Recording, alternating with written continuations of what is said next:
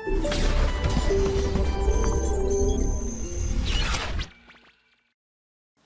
तो प्यारे बच्चों, हम नया टॉपिक इसमें शुरू कर रहे हैं कि रस्सी पर तरंग की चाल। रस्सी पर तरंग की चाल को कैसे निकालते हैं। हमने बोला कि जब हम कोई तरंग है, रस्सी में जब तरंग चलती है तो तरंग की चाल होती है। तरंग की चाल का मतलब उसमें ऊर्जा का चलना। वो ऊर्जा किस चाल से चलती थी, हमने वी बोला था उसको। और तो वी बोला था तो वो एक्चुअल में फॉर्मूला क्या है उसका, वास्तव में किस चीज पर डिपेंड करती है। रस्सी है, रस्सी में अगर आपने रस्सी को बांध करके कभी देखा हो, आपने ऐसे चलाया, उसमें रस्सी में ऊर्जा चलती है। वो ऊर्जा चलने का मतलब तरंग चल रही है। तरंग चलने का मतलब उसकी चाल है। इसका मतलब वो जो चाल है कितनी है वो निकालनी। आप देखो रस्सी को पूरा टाइट कर दोगे ना, अगर टाइट करोगे तो अलग तरीके से चलेगी, बहुत फास्ट भाग जाएगी वो। अगर आप पूरा टाइट करके ऐसे दोगे तो खटते से जाएंगे पूरे पूरे तिरंगे, यानी कि पूरी की पूरी ऊर्जा बहुत तेजी से भाग जाएगी, है ना। और रस्सी जितनी पतली होती है, रस्सी जितनी पतली होती है उतनी तेजी से जाती है। रस्सी जितनी पतली होती है, यानी कि रस्सी का भार जितना कम होगा, रस्सी जितनी पतली होगी, उसके इकाई लंबाई का द्रव्यमान जितना कम होगा उतनी तेजी से उसकी चाल होती है ना। तो यानी कि इसका मतलब ये हुआ कि रस्सी की लंबाई, मोटाई उसके द्रव्यमान पर और उसमें जो टेंशन है, उसमें जो फोर्स है, उसमें जो बल लग रहा है तनाव का, उस पर भी डिपेंड है। रस्सी को ढीला करके छोड़ दोगे तो आप देखोगे कि धीरे धीरे जाएगी, तनाव कम रखेंगे तो धीरे धीरे जाएगी ऊर्जा। और अगर आप टाइट करके रखोगे तो क्या होगा, ऊर्जा तेज से भाग जाएगी। ऐसा करेंगे, पूरा टाइट करके रखो, छोटी सी ऊर्जा दे दो और तुरंत भाग जाएगी उसमें एनर्जी। तो कहने का मतलब यह है कि वास्तव में फिजिकली, भौतिक रूप से किस पर डिपेंड करती है, तनाव पर और उसके द्रव्यमान पर, कि रस्सी कितनी मोटी है कितनी पतली है, इस बात पर निर्भर करेगी। अब उसको करने के दो तरीके हैं। उसको फॉर्मूला अगर मैं आपसे बात करूं तो तरंग की चाल का जो फॉर्मूला आपका आएगा ना, प्रूफ करेंगे हम उसको, ये आएगा बेटे, ये under root of t upon mu, ये फॉर्मूला होता है जो कि तनाव पर, और म्यू का मतलब होता है इकाई लंबाई का द्रव्यमान। मान ली रस्सी का द्रव्यमान m है तो m by L, this is called इकाई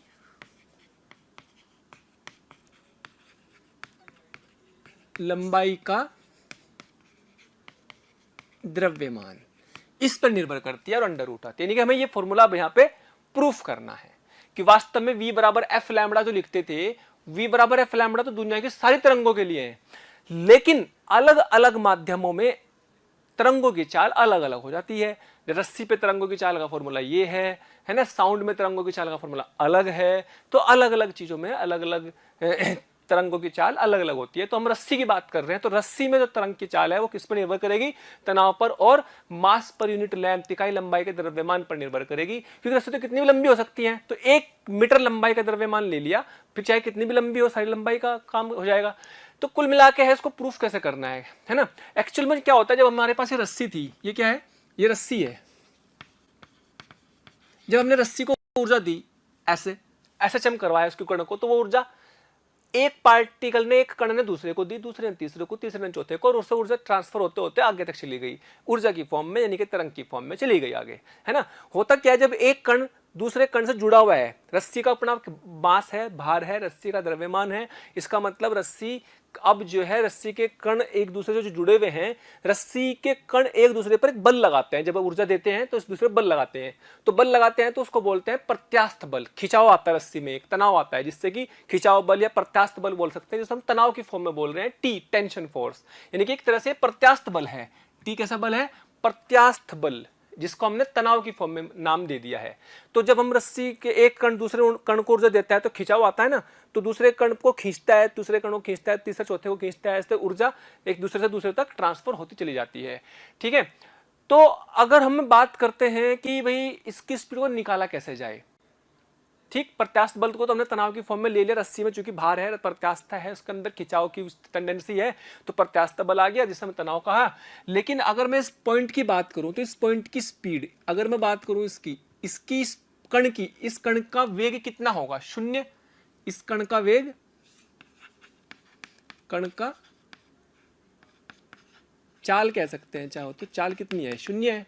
क्यों है बेटे, ये चाल किसकी है, ये तो उसमें ऊर्जा चल रही, लेकिन ये जो कण यहां से यहां पहुंचा है, रस्सी का ये कण, ये तो एक्सट्रीम पोजीशन पर है, ये तो रेस्ट पर है ना, ये तो उच्च अपने अधिकतम विस्थापन की स्थिति में है। ये किसी एक क्षण एक फोटोग्राफ ले लिया हमने रस्सी का, तो ये तो इसका वेग तो क्या है, 0 है, लेकिन इसमें ऊर्जा तो चली रही है वाली, तो ये ऊर्जा जो चल रही है ये ऊर्जा की चाल है, ना कि इस कण की, ये ध्यान रखें। यानी कि तो रेस्ट पर आ गया, ठीक है, ये रेस्ट पर आ गया। जब ये रेस्ट पर आ गया, मान लीजिएगा मैं रेस्ट पर हूं और अगर कोई कार 10 मीटर पर सेकंड से जा रही है आगे, तो उसे लगेगा कि मैं 10 से पीछे जा रहा हूं, लगेगा कि नहीं? उसे लगेगा कि 10 से पीछे जा रहा हूं।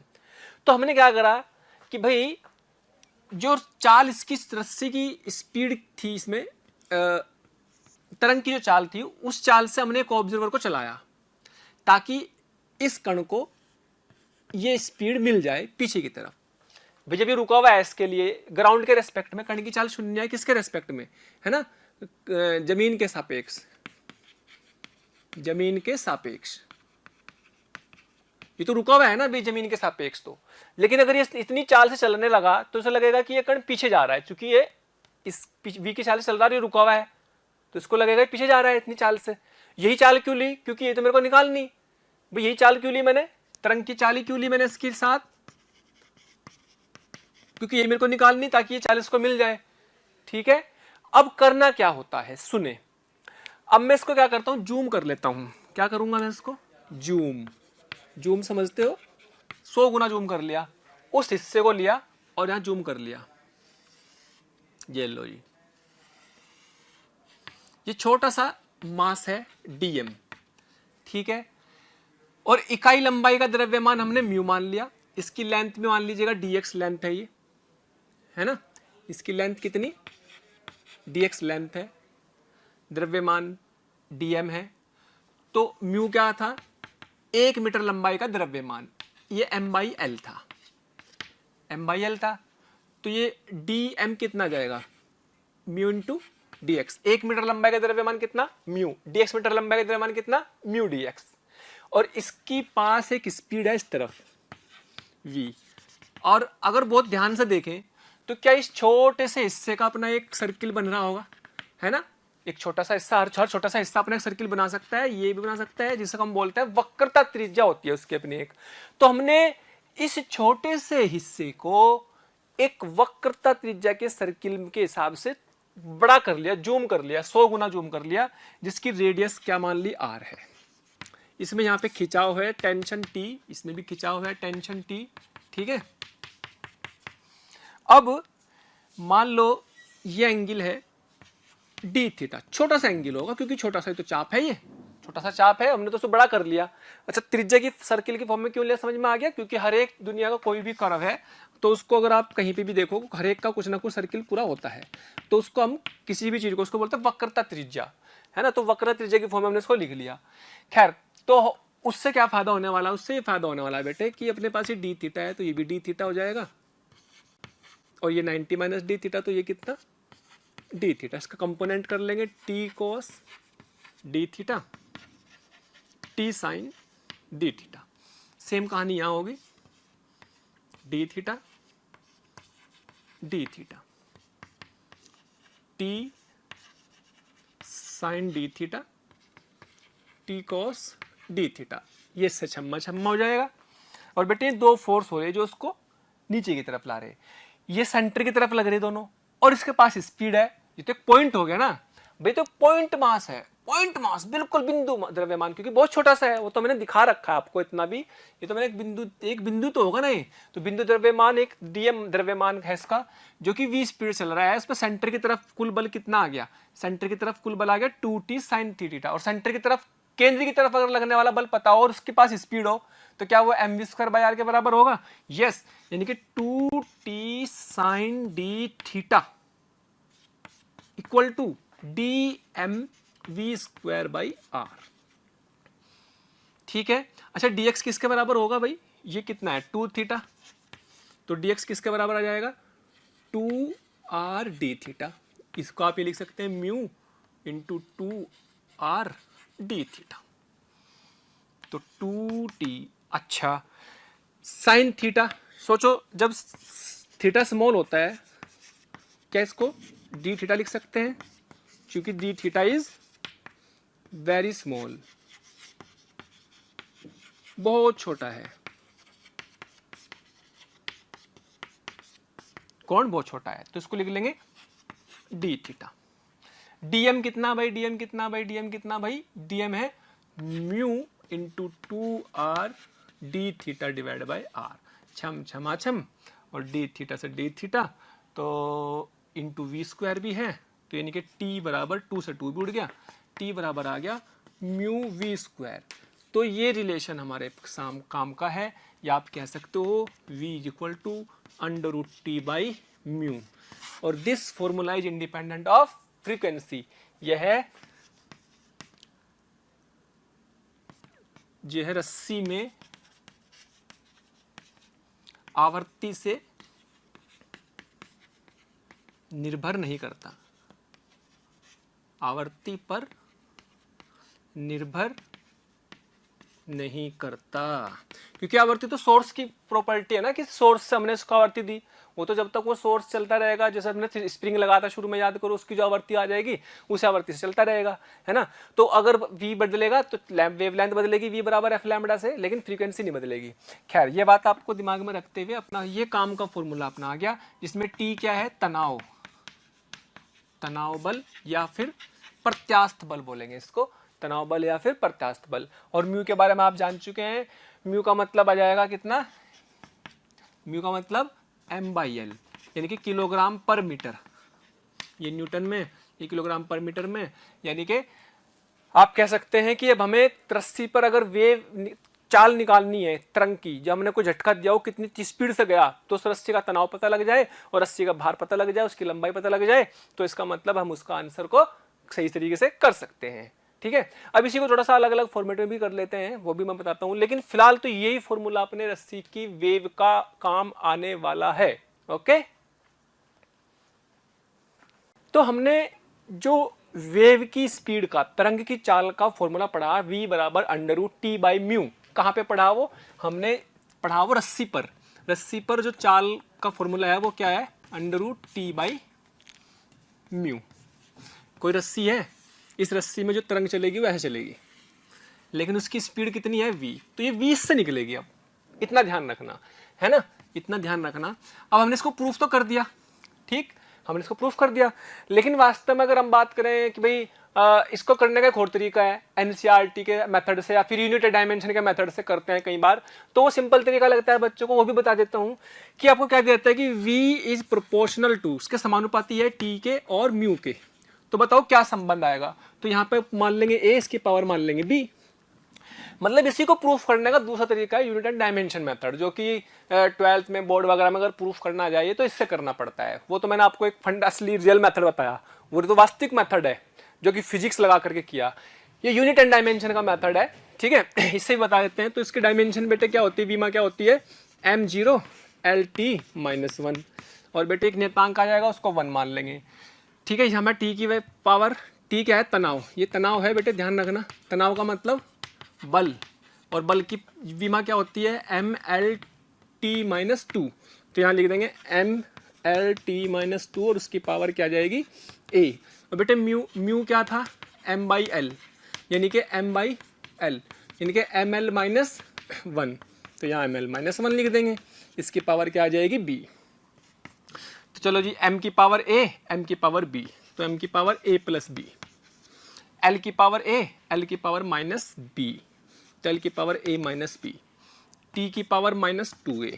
ठीक है, चलो जी, m0 LT-1, तो हम कह सकते हैं कि a प्लस b की वैल्यू क्या आ गई, 0, और a माइनस b की वैल्यू भी क्या आ गई, यहाँ पे 1 है, कंपेयर कर लेंगे तो ये 1, और -2a की वैल्यू क्या आ गई, -2a की वैल्यू -1 उड़ गया, तो a की वैल्यू 1/2। अच्छा, इस a की वैल्यू 1/2 को उठा के यहाँ रख दो, जब यहाँ रख देंगे तो यहाँ से क्या आ जाएगा, b इक्वल, यहाँ से आ जाएगा, ये इधर से आ जाएगा 1/2 प्लस b इक्वल टू 0, यानी कि b इक्वल टू -1/2।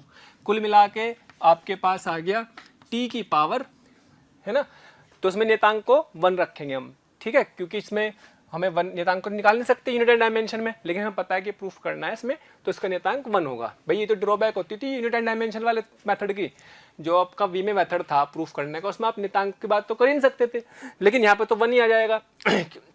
तो v इक्वल टू टी की पावर कितनी आ गई, 1/2, और बेटे म्यू की पावर कितनी आ गई, -1/2, v बराबर कितना, √t ये कितना रूट म्यू यानी कि under root of T by mu. तो ये इसका एक तरीका हमने सीखा है, दूसरा तरीका जिससे हम इसको प्रूफ कर सकते हैं। ये आसान तरीका है थोड़ा सा। ओके, इसी फॉर्मूले को हम थोड़ा सा अलग तरीके से भी देख सकते हैं। जैसे मान लीजिएगा हम बात करते हैं रस्सी है, ये अपने पास ये रस्सी है, ये रस्सी की लंबाई थी, ये इसका द्रव्यमान था m, और ये इसका अनुप्रस्थ क्षेत्रफल है a, ठीक है, और रो है इसका घनत्व, है ना, द्रव्यमान घनत्व। थैंक यू सो मच प्यारे स्टूडेंट्स, हमें इतना प्यार देने के लिए। डेली हजारों स्टूडेंट्स हमारे वीडियो लेक्चर देख करके लाभान्वित हो रहे हैं। हमारी आपसे रिक्वेस्ट है कि आप हमारे डिस्क्रिप्शन बॉक्स में जा करके हमारे लिंक को क्लिक करें, अपना एनरोलमेंट सुनिश्चित करें। जो स्टूडेंट्स डाउट सॉल्विंग और स्टडी मटेरियल के लिए भी इच्छुक हैं, वो हमारे प्रीमियम कोर्स के लिए अप्लाई करके ज्वाइन कर सकते हैं। द्रव्यमान घनत्व, तो डेंसिटी क्या होती है, द्रव्यमान बटे आयतन। आयतन होता है A इंटू एल, यही तो होता है, इसमें तो कोई दिक्कत नहीं। अगर मैं बात करूं म्यू की बात करें अगर हम, तो रो बराबर क्या बन गया, m बाई एल म्यू बन गया। तो यानी कि आप कह सकते हैं mu equal to rho into A. तो इसी फॉर्मूले को ऐसे भी लिखा जा सकता है, v बराबर under root of t upon कितना, रो इंटू ए, ऐसे भी लिखा जा सकता है। अच्छा, इसी को ऐसे भी लिख सकते हैं, ये देखो ध्यान से, तनाव बटे एरिया। ये क्या बनेगा, तनाव बटे एरिया यानी कि बल बटे क्षेत्रफल। क्या बन गया, स्ट्रेस, प्रतिबल, स्ट्रेस बोलता है ना इसको, रस्सी में खिंचाव तो आएगा ही, है ना, तो प्रतिबल बटे घनत्व, प्रतिबल बटे घनत्व, इससे भी आप इसको लिख सकते हैं। क्लियर? तो इस तरीके से इसके अलग अलग रूप है, ऐसे लिखो, ऐसे लिखो, ऐसे लिखो। मैक्सिमम टाइम तो अपने काम का फॉर्मूला यही वाला रहेगा। ओके, तो ये अपना प्रतिबल बटे ये आपका द्रव्यमान घनत्व, इसकी फॉर्मेट में आ गया। अच्छा, प्रतिबल का फॉर्मूला आपको पता होना चाहिए, बल बटे क्षेत्रफल होता है, इसलिए हमने इसको इस फॉर्मेट में लिख दिया, है ना। ये प्रतिबल कुछ भी हो सकता है, ऐसे आपने थर्मल स्ट्रेस भी पढ़ा होगा, उसमें ऊष्मीय प्रतिबल पढ़ा होगा, वो भी लिख सकते हैं यहाँ पर। और नॉर्मल किसी बल से खींचते हैं, mg से खींचते हैं, तो वो वाला प्रतिबल से भी आ जाएगा, है ना। तो जैसा भी बल दिया होगा जिस उसी तरीके का यहाँ पर रख सकते हैं। ओके, तो अब इसी फॉर्मूले में आप ये भी कह सकते हैं कि v equal to under root of T by rho, area को लिख सकते हैं पाई आर स्क्वायर। तो अगर हम बोलें कि t कांस्टेंट है, t कांस्टेंट है, घनत्व तो कांस्टेंट हो गई, तो हम क्या बोल सकते हैं कि भाई आपको v proportional to under root of r square या फिर प्रोपोर्शनल टू 1 बाई आर, ऐसा कह सकते हैं इसको, यानी कि v1 बाई v2 और r2 बाई r1, ऐसे लिखा जा सकता है। और अगर t बाई म्यू के हिसाब से सोचें तो v1 बाई v2, म्यू2 बाई म्यू1, ये भी होगा। लेकिन कब, जब t कांस्टेंट ले लिया। t क्या है, t is not time period, t क्या है, तनाव बल, तनाव बल, ठीक है। और अगर म्यू कांस्टेंट है, म्यू नियतांक है, नियत है, अगर म्यू नियत हो जाएगा तो क्या बनेगा भाई, v1 by v2 under root of t1 by t2 बन जाएगा। तो ये सब फॉर्मूले हमारे छोटे छोटे से काम आ जाएंगे, कहीं पे कि क्या नियत है क्या नहीं, उसी के अकॉर्डिंग हम इस सवाल को कर सकते हैं। ओके, हाँ, तो बच्चों हम तरंग की स्पीड के ऊपर क्वेश्चन देखते हैं कुछ, जिसमें हमें दिया हुआ है कि एक रस्सी है जिसमें एक द्रव्यमान m 10 किलोग्राम का बंधा हुआ है, और a और b पर हमने एक झटका दिया, यहाँ पे a पे झटका दिया, ऐसे झटका दिया, जैसे झटका दिया तो उस पर एक तरंग चली। विक्षोभ तो देना है, विक्षोभ तो क्या ऊर्जा है, हम ऊर्जा दे रहे हैं विक्षोभ की फॉर्म में, वो चल रही है, इसके अंदर से चलेगी, वो वही क्या है, तरंग है। तो वो जो विक्षोभ है, जो तरंग है, जो ऊर्जा है, उसकी चाल v बतानी। अच्छा, वो जो चाल v है, a पे कितनी है और b पे कितनी है, ये बताना है। a पर और b पर तरंग की चाल ज्ञात करो, a तथा b पर तरंग की चाल ज्ञात करो। तरंग कहां से आएगी, हमें पहले थोड़ा सा विक्षोभ देना पड़ेगा, हल्का सा कर दो ऐसे जाएगी अंदर, है ना। तो इस तरीके से विक्षोभ आ जाएगा। किसी भी चीज को कर दो तो अगर मैंने ऐसा कर दिया तो उसके अंदर भी तो वाइब्रेशन आ गए, तरंग चलने लगी। तो हर चीज पे ऐसे झटका देना पड़ेगा, विक्षोभ देना पड़ेगा, ऊर्जा देनी पड़ेगी, वही ऊर्जा चलती है। उसी ऊर्जा की चलने की चाल को ही तरंग की चाल कहते हैं। तो अगर मैं एक ही बात करूं तो बेटे फॉर्मूला क्या है फॉर्मूला है ये T/μ। तो म्यू तो मेरे को निकालने में कोई दिक्कत है नहीं। म्यू बराबर तो क्या होता है, रस्सी का द्रव्यमान बटे लेंथ। रस्सी का द्रव्यमान कितना, 10 ग्राम। 10 ग्राम का मतलब 10 गुना 10 की घात -3 किलोग्राम। लंबाई कितनी, 1 मीटर, यानी कि कितना आ गया, 0.1 आ गया। 10 ग्राम है ना, 10 की पावर -2 आ गया, 10 की पावर -2 किलोग्राम पर मीटर। ठीक है। तो कहने का मतलब ये हुआ टेंशन किस पर, अगर ए पे निकाल रहे तो टेंशन ए पर चाहिएगी। म्यू तो रस्सी का समान ही होगा। तो रस्सी का म्यू समान है, रस्सी का म्यू समान है, तो इसका मतलब ए पे टेंशन कितनी आएगी भाई, यहाँ पे इसका एफबीडी बना लो। ए पे टेंशन का, ए पर तो टीए और नीचे कितना 100 न्यूटन। तो टीए की वैल्यू कितनी आ गई, 100 न्यूटन। ये लो जी, 100 डिवाइड बाई 10 की पावर -2, इसका अंडर रूट आया तो कितना आ गया, 100 इंटू 100 मीटर पर सेकेंड, ये आ गया। तो ए पे टेंशन आ गई। अब बी की टेंशन की बात करते हैं।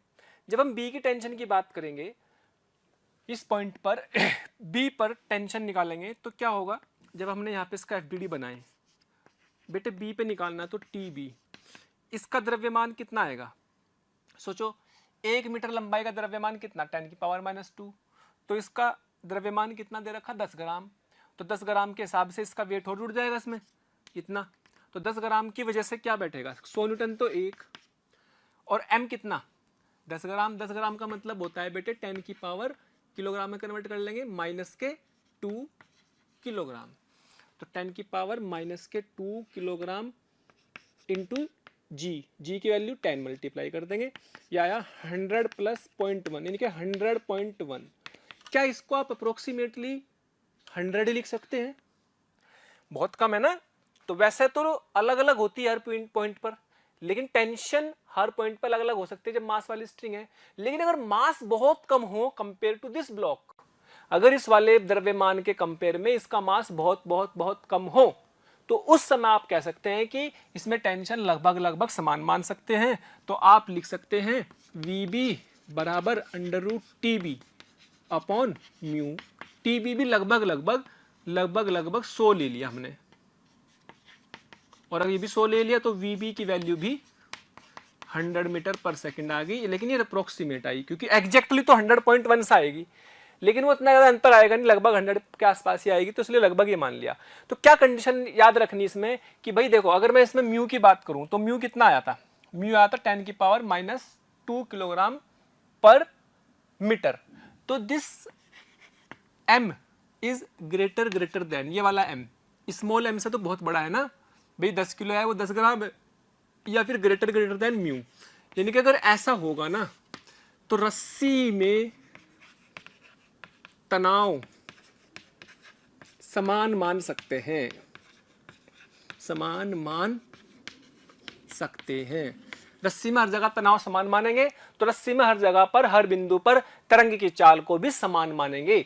ये आपको डेटा से पता लगेगा कि हाँ अच्छा, रस्सी का तनाव जो है समान है या अलग अलग है, क्योंकि रस्सी का द्रव्यमान देगा। अब भाई आपने पुली वाले क्वेश्चनों में देखा है, घर्षण वाले उसमें एनएलएम में देखा है कि रस्सी जो होती है मासलेस होती है, भारी होती है, तो तनाव हर जगह समान मानेंगे। लेकिन यहाँ तो हम भारी मानेंगे ही नहीं, यहाँ तो भार मानना पड़ेगा, क्योंकि हमें म्यू की जरूरत है, तो भार मानना पड़ेगा। लेकिन वो भार इतना कम है कि इसके हर बिंदु पे तनाव को लगभग समान मान सकते हैं। 100% समान नहीं है, तो लगभग समान मान सकते हैं। अगर इसके ज्यादा ये वाला भार है, यानी कि इस पर भी तनाव और इस पर भी तनाव लगभग समान माना, लेकिन एग्जैक्टली समान नहीं है। लेकिन ऐसा तभी मान पाएंगे जब ये म्यू बहुत कम हो और ये वाला भार ज्यादा हो। ठीक है। तो ये डेटा ओरिएंटेड है, डेटा ओरिएंटेड सवाल बोलते हैं इनको। डेटा से समझ में आएगा कि अच्छा तनाव समान मानना है, तनाव अलग अलग मानना है। अलग अलग वाले सवाल भी कराऊंगा जिसमें तनाव हर बिंदु पर अलग अलग होगा, वो भी करेंगे। लेकिन फिलहाल आपको इस बात का ज्ञान होना चाहिए कि भाई कब मैं इस पूरी रस्सी में तनाव को समान मानूंगा, कब मैं इस पूरी रस्सी में तनाव को समान नहीं मानूंगा। तो यानी कि कब मानना है, जब ये बहुत कम हो म्यू, जब बहुत कम हो तो रस्सी में लगभग हर जगह तनाव, यानी कि उसको भारहीन मान सकते हैं। अगर म्यू बहुत कम है तो आप क्या दिमाग में रखें कि रस्सी को भारहीन मान करके हर जगह तनाव को समान माना जा सकता है, जिससे कि रस्सी के अंदर जो तरंग की चाल है हर बिंदु पर समान मान सकते हैं, है ना। यानी कि इसका मतलब ये हो कि प्रैक्टिकली अगर सोचा जाए, रियलिटी में अगर सोचा जाए, तो रियलिटी में हर बिंदु पर तनाव समान होता ही नहीं, क्योंकि रस्सी तो भारी होती ही नहीं। रियलिटी में हर बिंदु पर वेव जो चलती है, तरंगे जो चलती है, उनकी स्पीड भी समान नहीं होती। वो तो हमने सिर्फ अपनी मान लिया कि वो बहुत हल्की है, इसलिए वो सब जगह समान मान लेंगे। क्लियर। तो इस सवाल में से हमने चीज सीखनी थी, ये वाली मेन पॉइंट, कि भाई कब तनाव समान माने। इसी तरीके का एक और देखते हैं यहां पर। बेटे इसमें भी हमने यहाँ पे एक झटका दिया तो ये पल्स बनी, इधर चलने लगी, चलने लगी, चलने लगी। रस्सी की लंबाई 50 सेंटीमीटर दे रखी, रस्सी की लंबाई 50 सेंटीमीटर। बेटे म्यू दे रखा आपको 0.1 ग्राम पर सेंटीमीटर। अच्छा म्यू की वैल्यू देख लो, 0.1 ग्राम का मतलब 10 की पावर -3 किलोग्राम,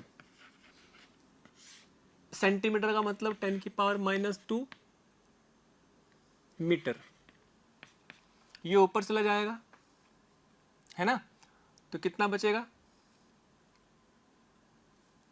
10 की पावर -2 मीटर, और ये 10 की पावर -3 किलोग्राम। तो ये अपने पास बन गया बेटे 10 की पावर -2 किलोग्राम पर मीटर। हाँ, डेसिमल हटाएंगे, हाँ 10 की पावर -2 किलोग्राम पर मीटर आ गया म्यू। तो अगर मैं बात कर रहा हूं म्यू की, तो रस्सी का द्रव्यमान कितना है, रस्सी का द्रव्यमान देख लेते हैं ऐसे ही कितना है। m बराबर 1 मीटर लंबाई का कितना, 10 की पावर -2, 50 सेंटीमीटर का मतलब 0.5 मीटर। तो कितना आएगा 0.5 इंटू 10 की पावर -2, तो कितना आ गया 5 इंटू 10 की पावर -3 किलोग्राम, यानी कि 5 ग्राम। यानी कि रस्सी 5 ग्राम की है। रस्सी कितने ग्राम की है, 5 ग्राम की। और ये जो वेट लटक रहा, ये इस पे बल लग रहा 10 न्यूटन, 1 किलो का है, ठीक। तो क्या इसके कंपेयर में ये 5 बहुत ज्यादा है, 1 kilogram is greater greater greater than 5 ग्राम, है कि नहीं। तो हम कह सकते हैं, तो रस्सी को भारहीन मान सकते हैं, भारहीन मान सकते हैं। सो तनाव हर बिंदु पर समान ले सकते हैं, समान ले सकते हैं। भाई आपके दिमाग में सवाल तो आना चाहिए ना कि भाई रस्सी तो बाहर वाली है, तो हर बिंदु पर तनाव समान क्यों ले रहे। तो उसका कारण लिख रहा हूं कि क्यों ले रहे समान हर बिंदु पर तनाव, है ना। तो यानी कि हर बिंदु पर तनाव समान है, तो v बराबर √T/μ लगा सकते हैं। अब हम डायरेक्ट लगा देंगे तो हर जगह पर स्पीड भी समान होगी, क्योंकि तनाव अलग तो स्पीड अलग, ठीक है। तो अपने पास तनाव कितना आ गया भाई, 10 न्यूटन, 10 न्यूटन, और म्यू कितना आ गया भाई 10 की पावर -2, 10 की पावर -2 आ गया। तो सॉल्व कर लेंगे, कितना आएगा 1010√2 मीटर पर सेकेंड। इस स्पीड से इसमें चलेगा।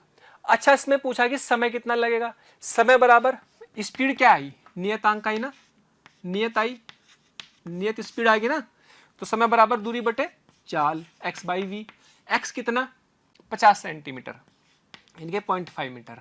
चाल कितनी 10/√2। तो कितना आ गया बेटे, ये आ गया अपने पास 1/20√2 इतने सेकंड, ये आंसर आ गया, ठीक है भाई। इसके अकॉर्डिंग हम इसको लिख सकते हैं। क्लियर।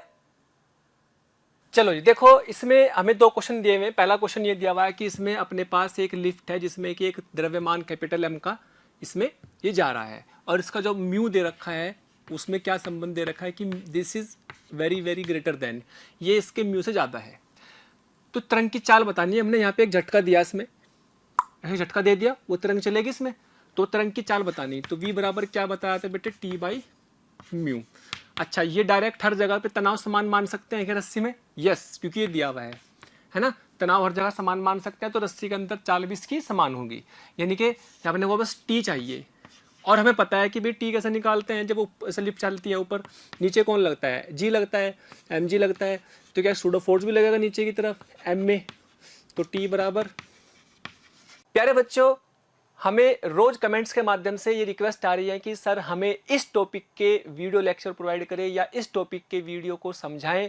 तो मेरी आपसे रिक्वेस्ट है कि आप हमारे चैनल पर जाकर के सब्सक्राइब करें और बेल आइकन को हिट करें, ताकि जो भी वीडियो लेक्चर हमने डाले हुए हैं उसके नोटिफिकेशन आपसे मिस ना हो। मैं ऐसा इसलिए कह रहा हूं क्योंकि हमने ज़्यादातर वीडियो लेक्चर को ऑलरेडी अपने चैनल पर डाला हुआ है, तो जिस लेक्चर की आप डिमांड कर रहे हैं वो लेक्चर आपको पॉसिबली वहां पर मिल जाएंगे। एम जी प्लस एम में आ गया, तो बस टी की जगह रख दो एम जी प्लस एम में, इसका द्रव्यमान दे रखा है एम। ठीक है, ठीक है भाई, तो ये आंसर आ गया इसमें। ये हमारा तभी है जब हमने ये दे रखा है, क्योंकि फिर तनाव हर जगह पर समान ले सकते हैं। अच्छा, इसमें दे रखी कार है जो कि v नॉट स्पीड जा रही है, ये हमें निकालनी तरंग की चाल, तरंग की चाल निकालनी। तो इसमें रस्सी है, इसका द्रव्यमान जो इकाई लंबाई द्रव्यमान है वो म्यू दे रखा, तो यहाँ पर हमें दो केस में निकालना, धरातल कार के सापेक्ष और किसके, धरातल के सापेक्ष। अगर कार के सापेक्ष की बात करें, कार के सापेक्ष, अगर कार के सापेक्ष की बात करें, यानी कि आप यहीं पे बैठ गए, कार में बैठे हुए हैं, तो कार के सापेक्ष बैठे हुए हैं तो क्या लिखेंगे, कार के सापेक्ष इस तरंग की चाल, तरंग की चाल, यानी कि speed of wave with respect to car, car के सापेक्ष कितनी होगी भाई, इसमें तो बस क्या होगी, इसके लिए तो रुक जाएगी इसके साथ, तो क्या बैठेगी, T by mu, T by mu बैठ जाएगी, तो आंसर आ गया ये। सेकंड में धरातल के सापेक्ष, धरातल मतलब ग्राउंड के सापेक्ष, ग्राउंड के सापेक्ष, ग्राउंड के सापेक्ष क्या बैठ जाएगी भाई, velocity of car, velocity of किसकी, वेव की, तरंग की, विद रिस्पेक्ट टू ग्राउंड, है ना। तो विद रिस्पेक्ट टू ग्राउंड निकालना है और मुझे कार के सापेक्ष पता है। सोचो कितनी हो जाएगी अगर हम यहाँ पे खड़े होकर के देखते हैं, तो ये तो एक तो तरंग इसमें चल रही है, एक ही चल रहा, तो दोनों जुड़ जाएंगे, v प्लस वी नॉट। चाहो तो अच्छे तरीके से समझाता हूँ भाई, हमें पता है वी डब्ल्यू सी क्या होता है, वी डब्ल्यू माइनस वी सी, चाहिए कौन सी, ये, तो यानी कि वी डब्ल्यू, डब्ल्यू का मतलब तरंग, वेव, वेव तरंग,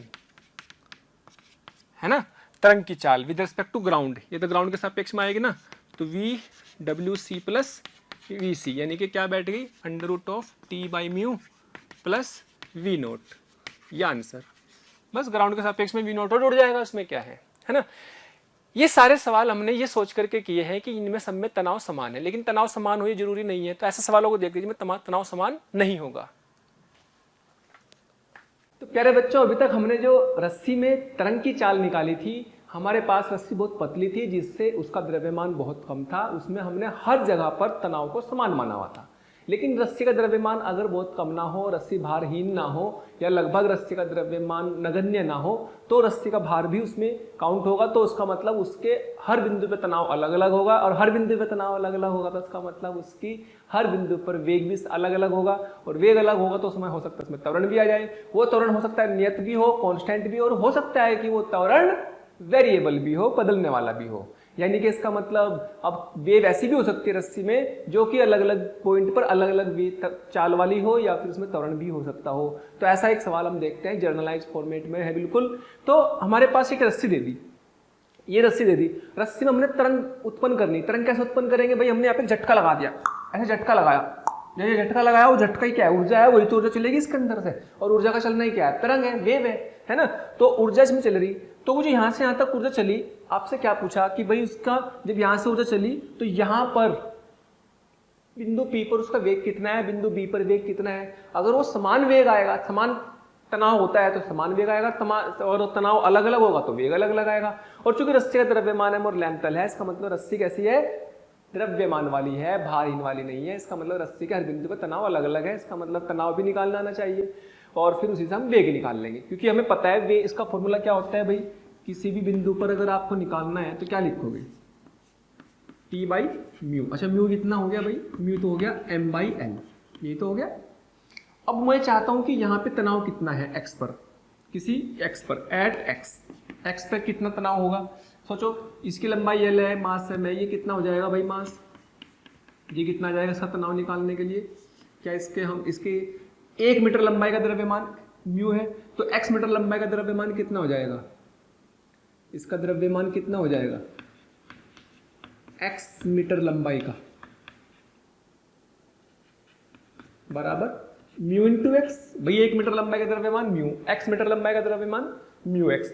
तो इस पे जब हम इसका FBD बनाएंगे, जब हम इसका FBD बनाएंगे इतने हिस्से का, P से A तक के वाले का, तो यहाँ पर टेंशन आ जाएगी, जिससे कि आप कह सकते हैं mg, m कितना ये, तो म्यू x इंटू जी, और टेंशन T आ गई, यानी कि इस x पे टेंशन ही आ गई, T बराबर म्यू एक्स जी।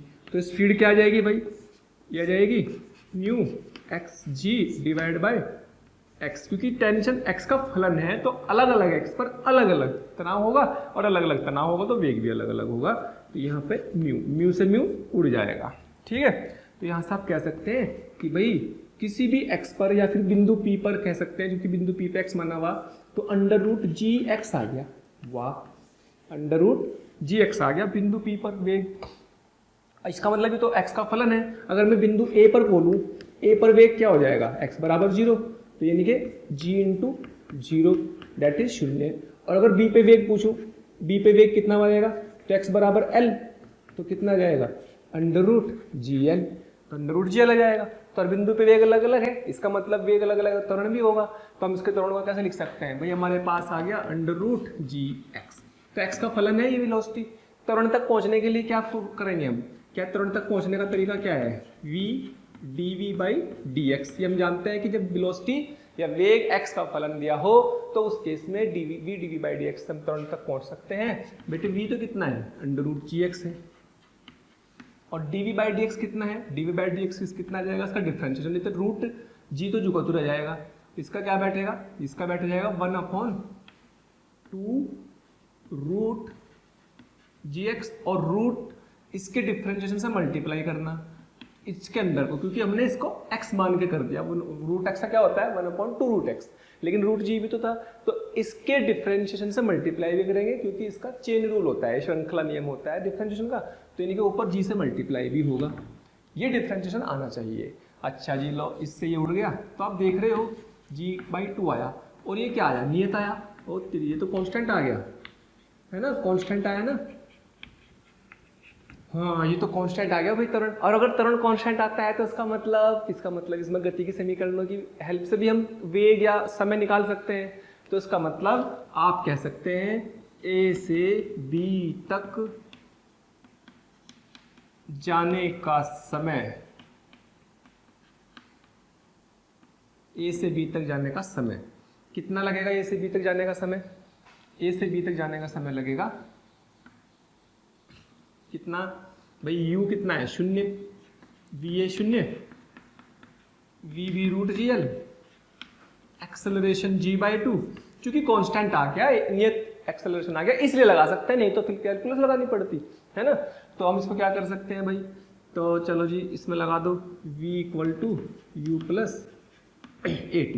v का मतलब हो गया रूट जी एल, u का मतलब 0, a का मतलब g/2, टाइम का मतलब ये आ गया। तो t = कितना आ गया, मल्टीप्लाई हो जाएगा उधर 2/g रूट जी एल, यानी कि 2√L/g। इतने समय में ये पल्स A से B तक पहुंचेगी, इतने समय में ये पल्स A से B तक पहुंच जाएगी। ये बड़ी इंपॉर्टेंट बात है कि यहाँ पे एक्सेलरेशन नियत आ चुका है, इसलिए हमने इक्वेशन ऑफ मोशन लगा ली। अगर एक्सेलरेशन में भी x बच जाता, अगर एक्सेलरेशन में भी x बच जाता तो फिर हम केवल और केवल कैलकुलस से इसको सॉल्व कर पाते, ठीक है। चलिए अब हमें क्या करना है भाई, अब हमें चलो मैं आपको इसमें बताता हूँ कि भाई मान लो इसमें ऐसे भी सोच सकते हैं इसको, जब मैंने v equal to root G X दे दिया आ गया, तो इसको ऐसे भी सोच सकते हैं भाई आपके पास v equal to v square equal to zero square plus 2s होता है ना, तो v इक्वल टू 2s और यहाँ पे we square equal to 2s। अच्छा इसको भी लिख सकते हैं क्या, v square equal to g x, इसको भी क्या लिख सकते हैं, v square equal to g x. इसका मतलब ये देखो ध्यान से, बिल्कुल थर्ड इक्वेशन से अगर कंपेयर कर ले तो 2a बराबर जी क्या आ रहा, यानी कि a बराबर g/2। तो ये तो सिंपल आप इससे कंपेयर करके भी निकाल सकते हो एक्सेलरेशन को। क्यों? क्योंकि मुझे पता है लग चुका है कि ये हमारा एक समान त्वरण से चल रहा है, ये वाली इसमें तरंग में, ये वाली तरंग रस्सी में, और एक समान तरंग से चली रहा है। साथ साथ इसको कंपेयर करोगे रूट 2gh या रूट 2as आता है अगर, तो उससे कंपेयर करके पता लग गया कि अच्छा इसमें तो हमारा एक्सेलरेशन नियत रहता है इस तरह के फॉर्मेट में, तो जिसमें वेलोसिटी x के अंडर रूट के प्रोपोर्शनल हो। जब ऐसा होता है तो हमेशा ही g कांस्टेंट होता है, जब वेलोसिटी x के अंडर रूट के प्रोपोर्शनल हो। ये भी बात आप दिमाग में रख सकते हैं, ठीक है। तो हमने टाइम निकाल लिया इसका। हाँ जी, तो अभी इसी क्वेश्चन में थोड़ा सा मैं चेंज करता हूँ, मॉडिफिकेशन करता हूँ, कुछ और पूछ लेता हूँ। जैसे अगर मान लो आपसे बोल दिया जाए कि भाई यहाँ से एक कण को छोड़ा गया, ये कण छोड़ा, u बराबर 0 से छोड़ा, इसका मतलब लेंथ है लेंस की यहाँ तक, और यहाँ से तरंग गई, ठीक, यहाँ से तरंग गई। तो मैं सवाल में थोड़ा सा क्या मॉडिफिकेशन कर रहा हूँ कि कण तथा तरंग, तरंग का जो स्पंद है, इससे स्पंद बोलते हैं, पल्स बोलते हैं तरंग को, यहाँ पर हम क्या बोल सकते हैं, पल्स। कि जो पल्स गई, तरंग तथा पल्स कब और कहाँ मिलेंगे, कब और कहाँ मिलेंगे, कब ये दोनों बताने कि कब ये कहाँ मिलेंगे, मतलब नीचे आ रही पल्स ऊपर जा रही, तो कब और कहाँ मिलेंगे ये बताना है, ठीक। तो मान लिया कि किसी एक्स पर मिलेंगे, माना किसी एक्स बिंदु पर मिलेंगे, एक्स बिंदु पर t समय बाद मिलेंगे, ये मान लिया हमने।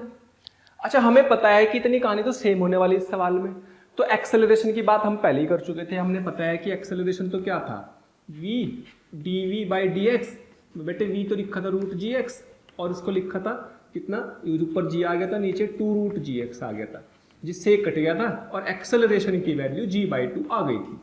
ये कहानी हम पहले से जान चुके हैं, और टाइम भी निकाल चुके थे इसका, याद करो, यहाँ से किसी भी एक्स तक आने, यहाँ तक आने का टाइम भी निकाला था।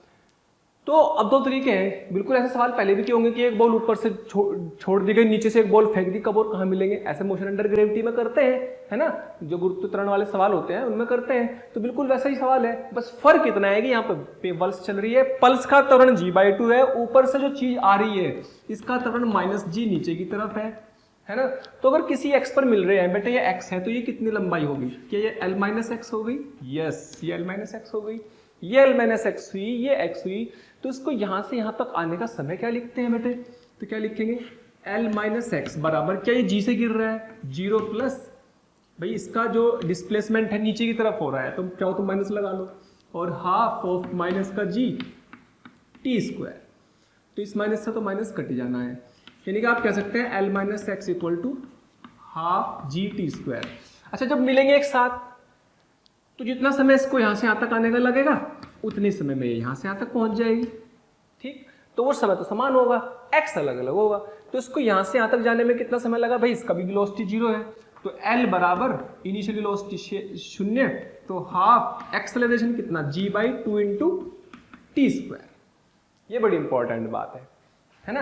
और l की जगह x, sorry this is x, ये x होगा ना, यहां से यहां तक चलने, किसी भी बिंदु x पे मान लिया मिल रहे, तो ये कट जाएगा, ये कट जाएगा, तो बेटे l बराबर कितना आ गया, जुड़ जाएंगे, कितना जाएगा, g/2 प्लस g/4 ब्रैकेट में आ गया t², तो कितना जाएगा भाई 2 और एक 3, यानी कि 4l/3g इक्वल टू t²। तो यहाँ से कितना आ गया, t इक्वल टू आ गया 4l अपॉन 3g का अंडर रूट,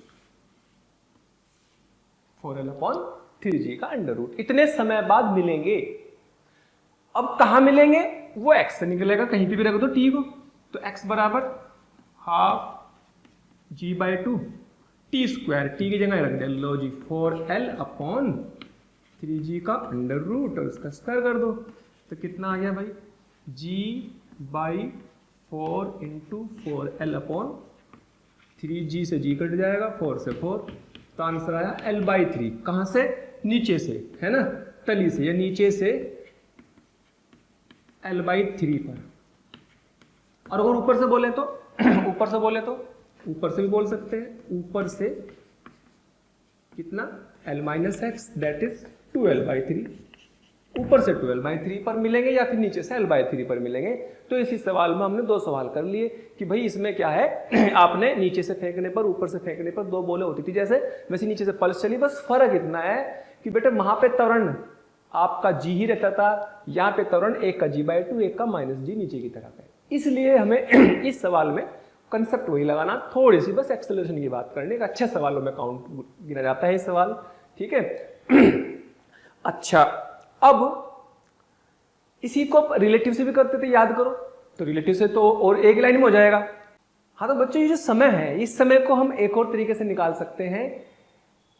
इस समय को हम सापेक्ष गति के हिसाब से भी निकालते थे, याद करो, सापेक्ष गति से निकालते थे। तो सापेक्ष गति के हिसाब से कैसे करते थे भाई इसी सवाल को?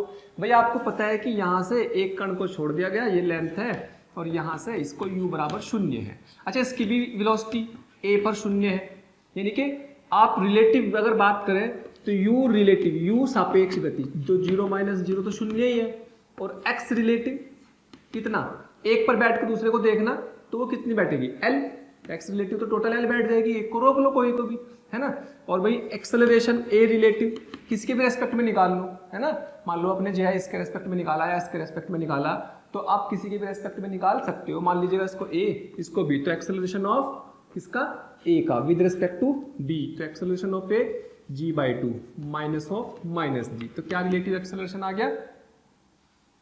3g by 2। अच्छा, वहां जीरो हो जाता था क्योंकि दोनों ही सेम होते थे, वहां पर याद करो जीरो हो जाता था, लेकिन यहाँ पर जीरो नहीं हो रहा। क्यों? क्योंकि वहां दोनों ही नीचे की तरफ माइनस जी थे, यहाँ पर जी बाई 2 ऊपर की तरफ है, माइनस जी नीचे की तरफ जुड़ करके 3g बाई 2, तो ये डिफरेंस है रिलेटिव के लिए यहाँ पर।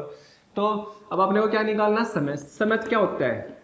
सापेक्ष गति से निकाल लो, कैसे भी निकाल लो, फ्रेम से इंडिपेंडेंट होता है, इसका मतलब किसी भी तरीके से निकाल लो, समय तो आपको हो जाना। तो आप क्या करो, x बराबर ut plus half A T square लगा दो। x कितना आ गया? l, u relative 0, half a कितना? 3g by 2 into T square, तो यहां से t की वैल्यू आ गई 4l अपॉन 3g का अंडर रूट, ये आंसर आ गया। ठीक, बस इस तरीके से कर सकते हैं इसको। चलिए हाँ, तो प्यारे बच्चों, हमने अभी तक रस्सी में द्रव्यमान लिया, उसमें हमने किसी भी बिंदु पर वेग और त्वरण की बात की, और उसमें तरंग के, उसमें तनाव की बात भी की, और तरंग के चलने का समय भी निकाला। लेकिन अगर मान लो ये सेम वही सवाल हो, बस यहाँ पे एक द्रव्यमान लटका दिया, तो अभी भी फिर से आपसे पूछा है कि यहाँ पर हमने झटका दिया, मतलब एक तरंग दी, वो अंदर एनर्जी चली, अंदर चली, ऐसे बी तक चलने में कितना समय लगेगा, लेकिन सवाल वही है, बस यहाँ पे एक m आ गया।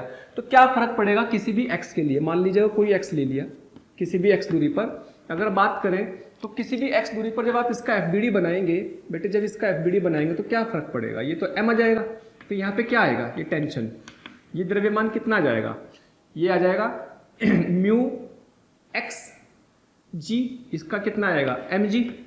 ये कितना आ जाएगा? म्यू एक्स इंटू जी, इसका द्रव्यमान तो म्यू एक्स हो जाएगा ना, क्योंकि 1 मीटर लंबाई का द्रव्यमान क्या बैठेगा? ml, और x मीटर लंबाई का द्रव्यमान कितना बैठेगा? Mu x. तो टेंशन कितनी आ जाएगी?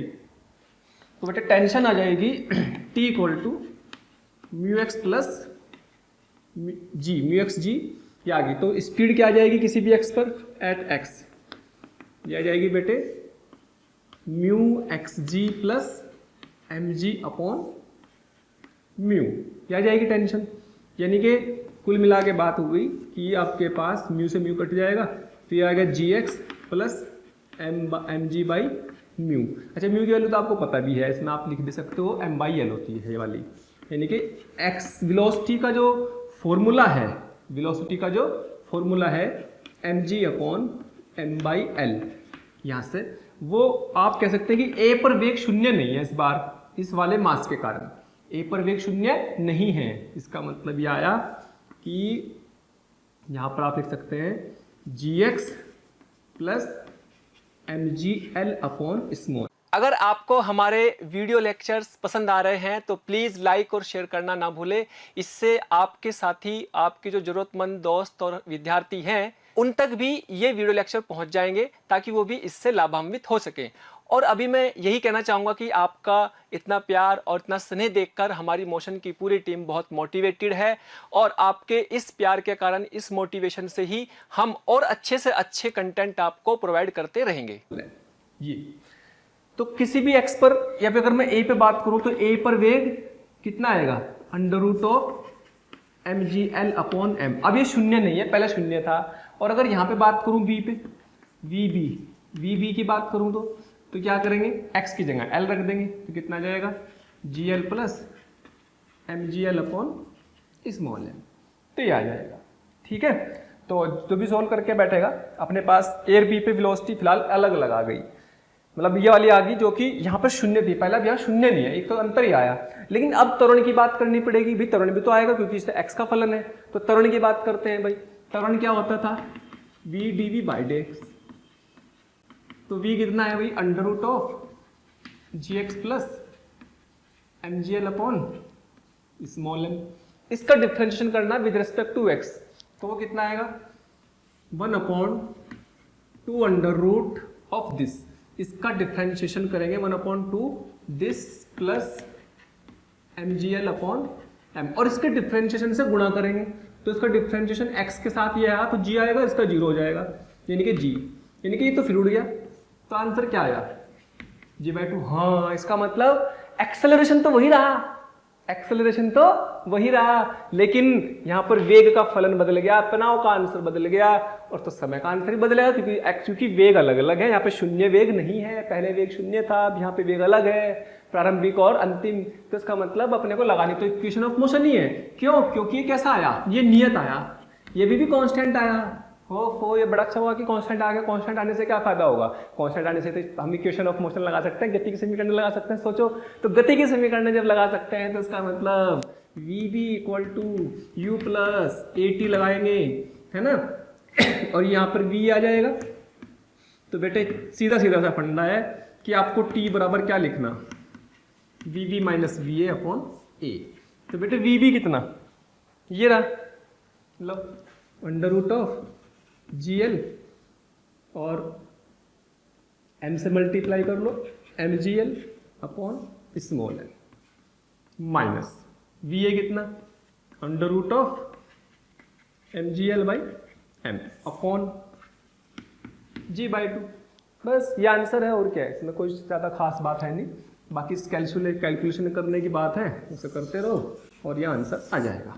इंपॉर्टेंट पॉइंट ये था कि भाई इसमें एक्सेलरेशन अभी भी सेम ही आया इस सवाल में भी, लेकिन वेलोसिटी के, टेंशन के, वो सब फलन बदल गए, समय का आंसर भी बदल गया। ठीक है,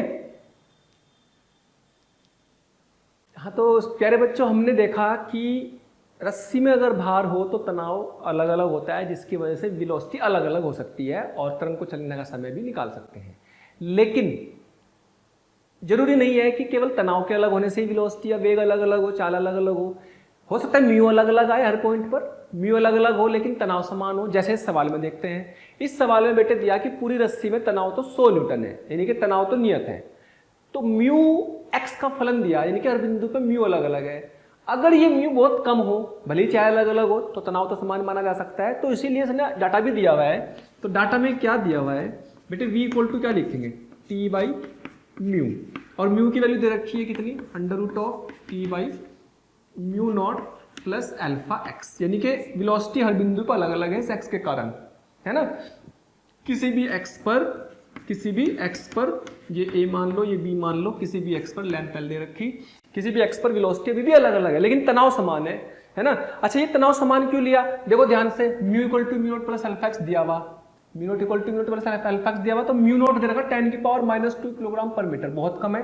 अल्फा की वैल्यू भी यहाँ रखेंगे तो ये भी आपकी बहुत कम आएगी, तो यानी कि ये आंसर सारा का सारा बहुत ही कम आएगा।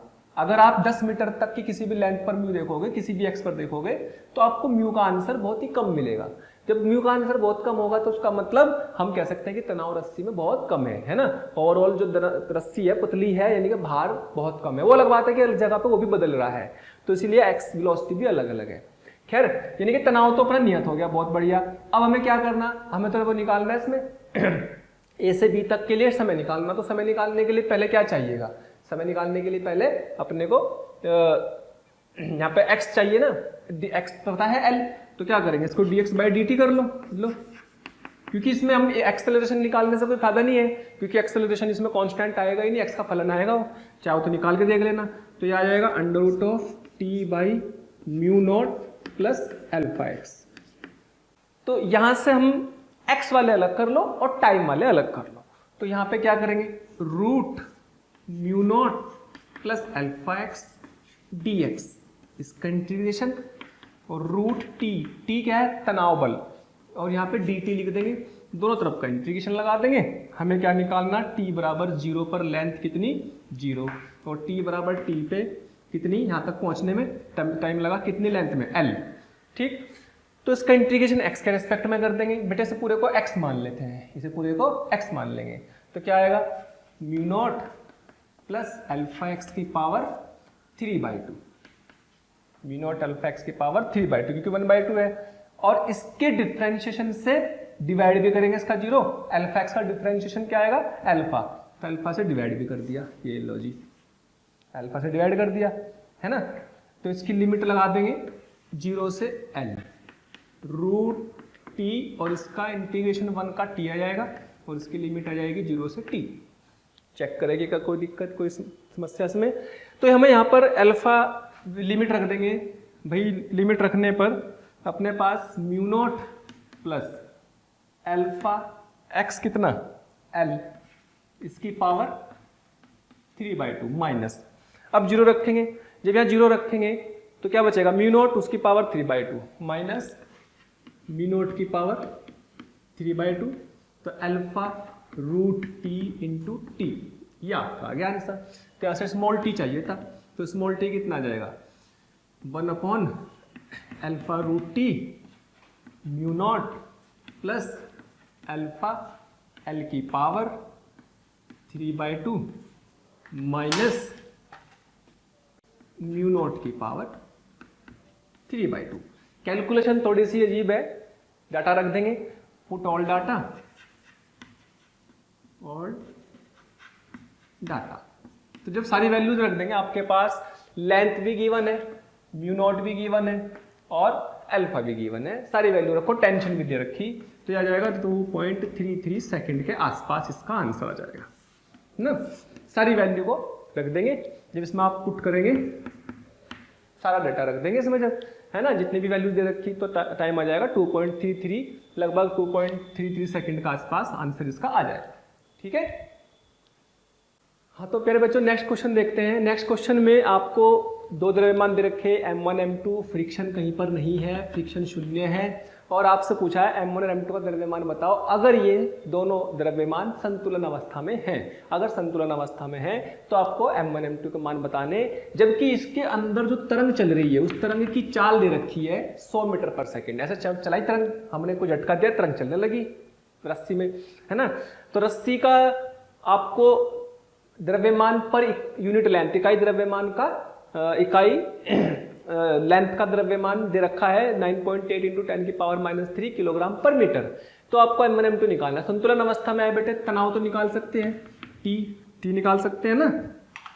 चलो जी टी निकालो जी, टी इक्वल टू आ जाएगा बेटे m2g, टी बराबर m2g। अच्छा ये भी टी है। अच्छा इधर कौन आएगा, क्या इधर m1g साइन थीटा आ जाएगा, साइन 30, यानी कि क्या आ जाएगा m1g/2, और t तो सेम आएगा। ठीक है, लेकिन स्पीड दी हुई है हमें, स्पीड dV है, रुका हुआ है ये पूरा सिस्टम। ओके, अच्छा अब पहले हम बात करते हैं, आप स्पीड का फॉर्मूला लगा लेते हैं, तो सॉल्यूशन में क्या बनेगा, v बराबर √t/म्यू। टी कितना दे रखा, म्यू कितना दे रखा 100, सॉरी स्पीड दे रखी 100। टी ले लो बेटे, मान लो m2g लिया, क्योंकि टी तो इसके बराबर भी होगा और उसके बराबर भी होगा, सेम है भाई। टी की वैल्यू तो m2g के बराबर भी है और m1g/2 के बराबर भी है यहाँ से, है ना। तो पहले m2g रख दिया मान लो, और म्यू की वैल्यू दे रखी है आपको 9.8 इंटू 10⁻³ 9.8 से फायदा है कि जी कट जाएगा, जी की वैल्यू तो 9.8 ही होती है, उड़ गया तो कितना आ गया भाई 10⁻³ ऊपर चला गया, 10⁻³ -3 ऊपर चला गया, तो m2 दोनों तरफ का स्क्वायर कर लो, स्क्वायर करने पर ही आ जाएगा m2 अपॉन मल्टीप्लाई करेंगे। अच्छा, और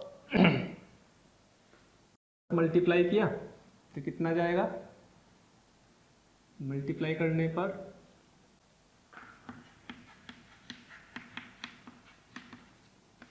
तो m2 की वैल्यू आ गई 10 किलोग्राम, m2 की वैल्यू 10 किलोग्राम आई। एक बार चेक कर लेते हैं कोई गलती ना हो, ठीक है बच्चों। तो m2 की वैल्यू आ गई 10 kg। अब हम m1 की बात करते हैं, तो m1 के लिए क्या करोगे, v बराबर √, टेंशन क्या लिख लेंगे, t/म्यू के हिसाब से, ये 100 लिखा, और ये अपने पास m1g/2, और बेटे यहाँ पर म्यू की वैल्यू 9.8 इंटू 10⁻³ चलो जी, g से g छम, ये भी तो g की वैल्यू है, उड़ जाएगा, तो यहाँ से 100 मल्टीप्लाई कर लेंगे स्क्वायर करके, ये लो 100 आ गया, ये m1 डिवाइड बाय 2 इंटू 10⁻³ इधर मल्टीप्लाई करो, इधर मल्टीप्लाई करने पर 10⁻4 इंटू 10⁻³ दैट इज यानी कि 20 किलोग्राम। तो m1 20 kilogram, m2 10 kilogram. Okay, हाँ जी बेटे, नेक्स्ट क्वेश्चन है हमारे पास, एक तार है, तांबे का तार दे दिया, ये तार 30 डिग्री पर है और इसमें 30 डिग्री पर तनाव 0 है, इसमें कोई खिंचाव नहीं, दो बिंदुओं के बीच में बांध के रखा हुआ है, ठीक, कोई तनाव नहीं है। लेकिन अगर इसका ताप कम कर दिया जाए तो ये सिकुड़ने की कोशिश करेगा, लेकिन यहाँ से तो बंधा हुआ, यहाँ से तो बंधा हुआ, तो इसका मतलब इसमें एक तनाव उत्पन्न हो जाएगा। तो ये बोला है कि 10 डिग्री सेल्सियस पर तार में अनुप्रस्थ तरंग की चाल ज्ञात करनी। तो चाल ज्ञात करने के लिए फॉर्मूला क्या है, v = √t/म्यू है। तो यानी कि 10 डिग्री सेल्सियस पर तो उसमें सिकुड़ेगा, इसका मतलब तनाव आ जाएगा, तनाव आ जाएगा, अपनी तरफ खींचना चाहेगा, तो इसका मतलब उसमें खिंचाव उत्पन्न हो जाएगा। किसके कारण, उष्मा के कारण, हीट के कारण, यानी कि ताप के अंतर के कारण, ताप के अंतर के कारण ऐसा होगा, तो उसको बोलते हैं तापीय तनाव कह सकते हैं, या फिर ताप के कारण उसमें एक प्रतिबल उत्पन्न हो जाएगा। जैसा हमने थर्मल इलास्टिसिटी वाला जो चैप्टर था, प्रत्यास्थता वाला चैप्टर जो था, उस वाले में भी हमने ऐसा किया था, वहां पर हमने प्रतिबल निकाला था। तो यहां पर हम इस सवाल में प्रतिबल वाला गुण यहां पर लगाएंगे।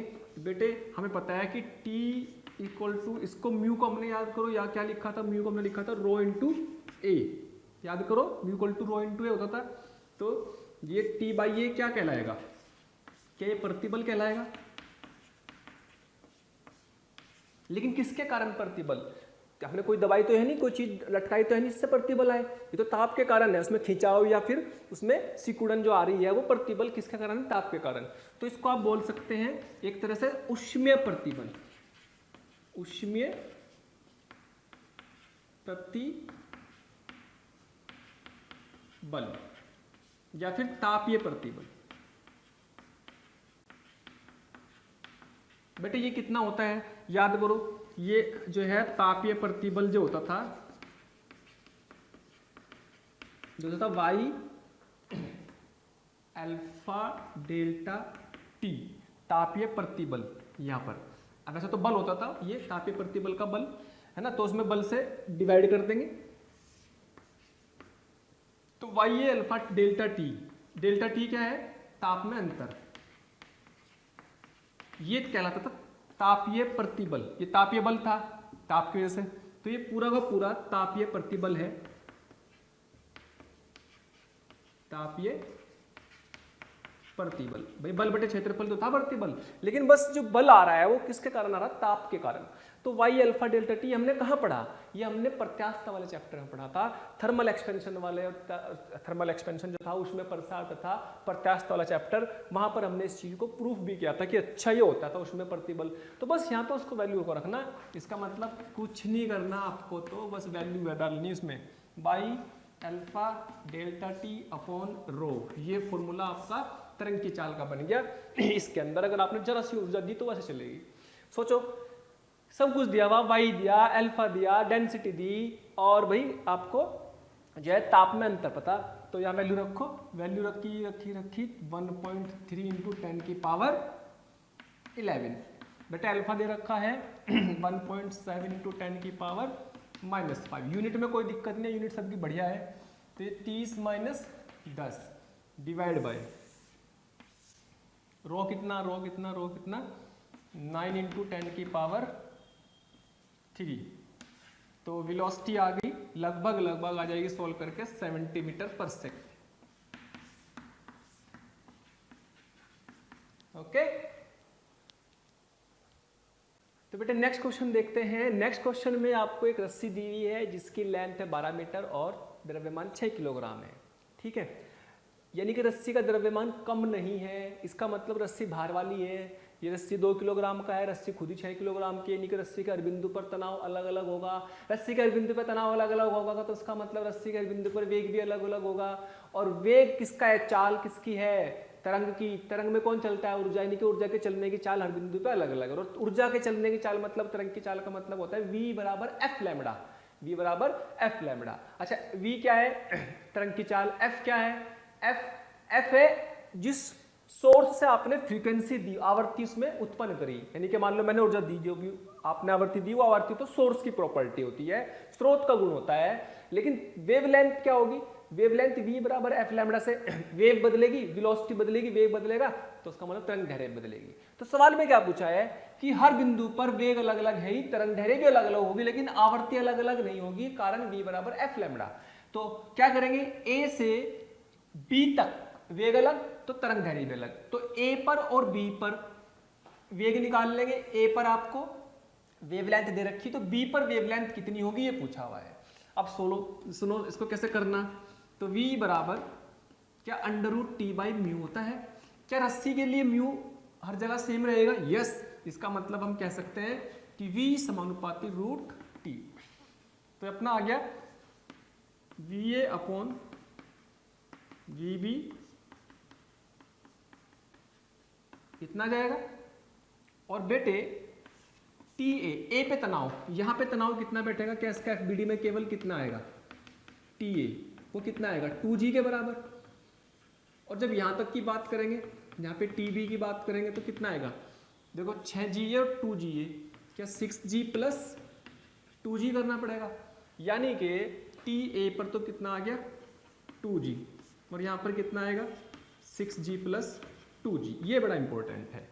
तो अच्छा v बराबर क्या होता है एफ लैम्बडा, a और लैम्बडा a, f नहीं अलग अलग होगा, लैम्बडा b, क्योंकि आवर्ती किसका गुण होती है, सोर्स का। हमने जिस सोर्स से इसमें ऊर्जा दी, जो उसकी जो आवर्ती है वो आवर्ती से चलेगी, लेकिन हर जगह वेग अलग होने के कारण वेवलेंथ अलग अलग होगी, तो फ्रीक्वेंसी से फ्रीक्वेंसी कट जाएंगे, ये बड़ा इंपॉर्टेंट पॉइंट है। तो लैम्बडा ये दे रखा है बेटे 0.06, लैम्बडा बी निकालना, यहाँ से देखो 2g 6 2 8g, g से g उड़ जाएगा तो अंदर बचेगा 1/4, 1/4 यानी कि 1/2, तो लैम्बडा बी आ गया 0.12 मीटर, है ना, मीटर में आंसर था। तो इस तरीके से हम इस बात को ध्यान रखेंगे कि फ्रीक्वेंसी पर निर्भर नहीं करता ये फॉर्मूला, क्यों, क्योंकि फ्रीक्वेंसी तो सोर्स की प्रॉपर्टी है, सोर्स का गुण है ना। चलिए, तो प्यारे बच्चों, अगर आप चाहते हैं कि आपको किसी भी टॉपिक के लाइव डिस्कशन, वीडियो लेक्चर या स्टडी मटेरियल की जरूरत है तो कृपया आप हमें इस नंबर पर कॉल कर सकते हैं 18002121 799, 18002121 7 9 9।